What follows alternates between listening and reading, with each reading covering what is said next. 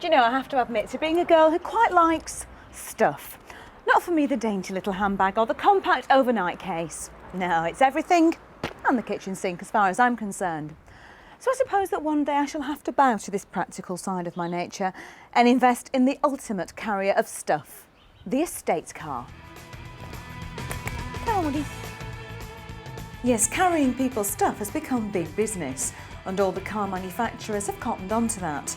Luckily for them, it appears there are plenty more people out there like me who also feel the need to have their stuff with them wherever they go. And these days, you don't need to fork out a fortune for the privilege. Carrying stuff may be big business, but so is the small car market. Put the two together and what do you get? The 306 Estate, Vauxhall's Astra Estate, the Honda Civic Aerodeck, and this, the latest baby from Citroen, the Xsara Estate. Now, as we all know, the Xsara may have enlisted the help of that ultimate supermodel babe, Claudia Schiffer, to promote its looks, but in reality, it doesn't really set that many photographers' flashbulbs on fire. However, add a little bit extra to the back and it's suddenly become quite elegant.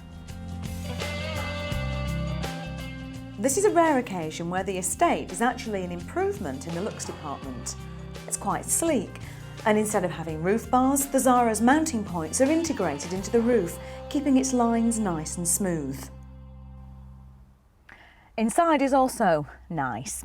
It isn't exactly stylish and it isn't exciting, but it's functional, it's well laid out and everything feels very solid, which is what you want in an estate car that's bound to get plenty of use. One touch that I particularly like is the way the controls for the stereo are mounted up here on the steering wheel. I think it's a good safety feature and something more manufacturers should do. But hey, enough of the interior. Let's get back to all that stuff. How big is this car? Will I get everything and the kitchen sink in here? Well, it has apparently the largest load space in its class.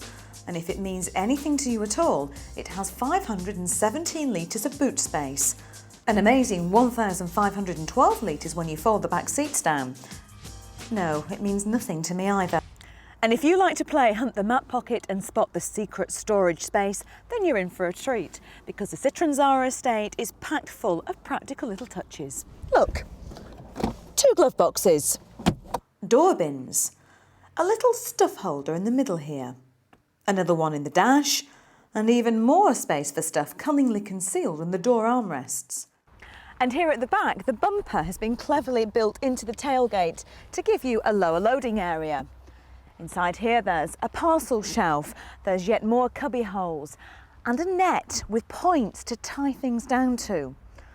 Like your husband, the kids, or maybe even the dog. Come on, Woody!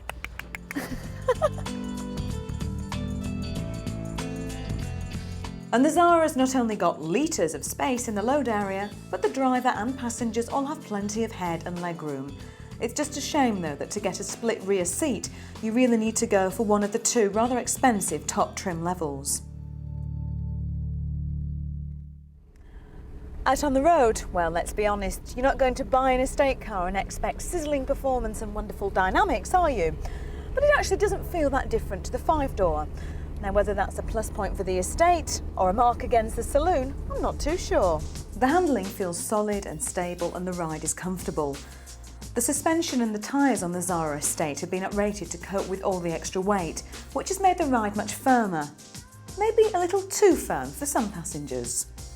Powering this version is a 1.9 diesel engine, which has been around for a while now in both Peugeots and Citroens. And I have to say it's showing its age. It really doesn't have the refinement of some of its rivals. And most importantly, it isn't as economic as them. Better bets engine-wise are the 90 brake horsepower 1.6 or the 112 brake horsepower 16 valve. Also on offer is an underpowered 75 brake horsepower 1.4 and a 1.8, which is unique to the SX automatic model. The cheapest 1.4 will set you back just £12,470. And the top of the range 1.8 is £15,700. With this turbo diesel exclusive, the most expensive in the range at £15,800.